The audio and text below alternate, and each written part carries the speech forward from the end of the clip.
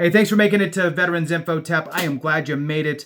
The Senate has approved the proposal. New benefit is on the way to becoming law. We are one step closer. Wanted to share this with you because this is a new piece, a new arrow in the quiver of veteran benefits.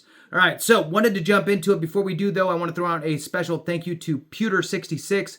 Pewter66, thank you so much for the super comment, super chat. I really, really do appreciate your support very much. Thanks again, Pewter66. All right, so jumping into this, there's a program out there for veterans and benefits specifically for them that has been revived and has now become much closer to becoming law after the Senate approved the proposal. Hit the thumbs up for me, subscribe, share with a friend, all that good stuff. I really, really do appreciate it. Every thumbs up, every minute watched really does help the channel. And with that, let's jump into it. Found this one. There's a bunch of different articles on it. This one is military.com. And it just came out July 16th, 2025, and I'm sharing it with you here today. Program to prevent veteran home foreclosures has been revived. A plan to help veterans struggling with mortgage payments stay in their home is on track to become law after the Senate approved the proposal. Now look, this may never, ever, ever apply to you. Ever. It's great to never have this apply to you. However, it's also very, very good and very, very great to have a plan B, C, D, E, whatever, contingency plans, right? Having some backstops in case the worst case situation arises. So don't put the blinders on and the head in the sand, because if you ever were to need something like this, it's better to know about it than not know about it and be stuck later on in life. Way too many times I have seen the collateral damage of not knowing what things are available. I mean, that's really the easiest way. All right, so jumping into it here, in a voice vote Tuesday night, the Senate passed a bill to create what's known as a partial claims program that will essentially allow veterans with Department of Veterans Affairs home loans to move skipped mortgage payments to the end of their loan term. The bill was previously approved by the House, meaning it just needs President Donald Trump's expected signature before becoming law. This bipartisan legislation will assist veterans who are facing financial hardships and provide VA with a tool to better help veterans stay in their homes and avoid foreclosures, said the Senate Veterans Affairs Committee Chairman Jerry Moran. Now, moving on here, Senate Committee Ranking Member Senator Blumenthal, House Veterans Affairs Committee Chairman Mike Bost, and House Committee Ranking Member Mark Takano said in a joint statement Wednesday morning applauding the bill's passage.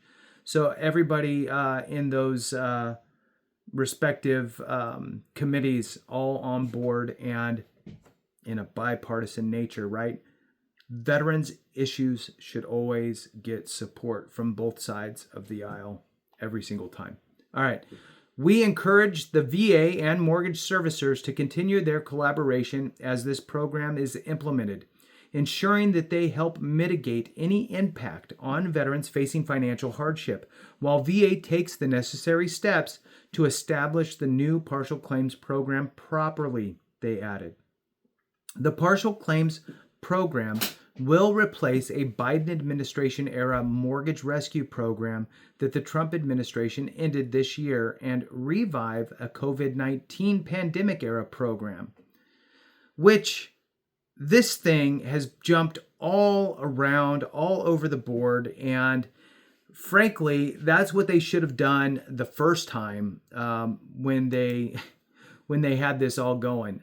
They should have just extended indefinitely the COVID-19 forbearance ability, in my opinion. Anyway, so let's move on. So the VA temporarily created the partial claims program to help veterans whose normal stream of income was disrupted by the pandemic, but it ended the program in 2022 in the Obama administration, with officials maintaining they needed congressional approval to continue it. And it didn't happen, right? So then that's when we had the first fiasco of a bunch of veterans stuck in foreclosure. As the program ended, thousands of veterans found themselves at risk of losing their homes when they started getting unaffordable bills for mortgage payments they had missed. After NPR reported on the issue, the Biden administration in 2024 created the Veterans Affairs Servicing Purchase, or VASP, which we've talked about often. VASP allowed the VA to purchase delinquent loans from holders, becoming the primary loan servicer and provide borrowers an affordable, stable payment plan. So let's stop there for a second. Before, with the COVID kind of forbearance option, it allowed the mortgage servicer, the company out there that you're making your payments to, it allowed them to function and work with you and add payments to the end of your loan, and you keep paying them and all of that, and everything's handled. Then it got ended. Then there was a bunch of pushback.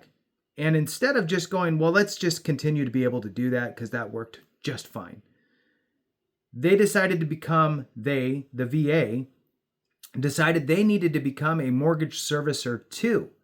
Let's just add a whole other department within the VA to handle mortgage payments and inevitably new late payments and become a debt collector. And oh, by the way, at some point you actually might need to foreclose on somebody. I mean, it's the nature of the business. So that was the route that they went. A good idea, but really not the best. Should have just been pushed back to let the loan mortgage servicers do mortgage loan servicing stuff, give them the parameters and allow them to move somebody's, hey, I need to miss 6 months payments. I lost my job. They move them to the end. I found a new job. I can start making my payments again, and you just start making payments again. It makes sense. Anyway, moving on.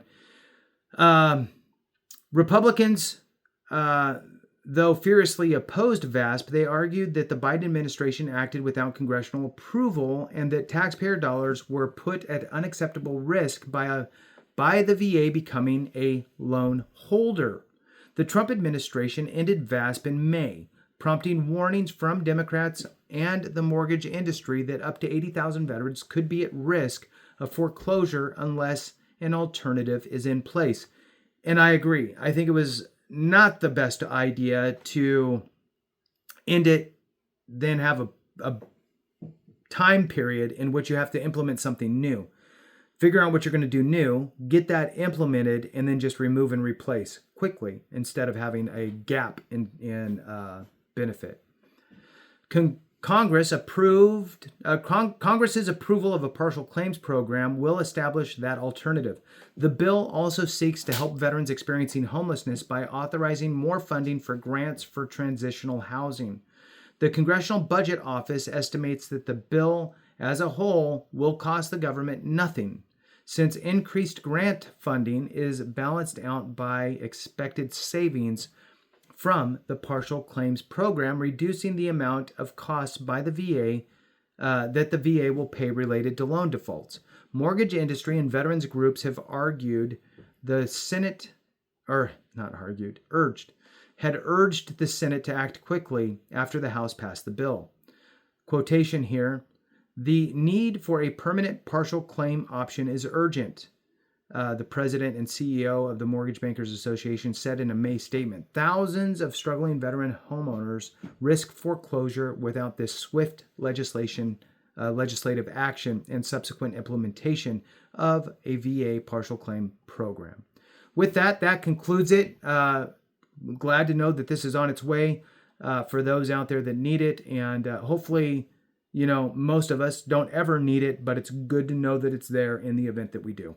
Thanks for watching. I appreciate you very much. Have a great one. And remember, if we don't take care of each other, something went wrong.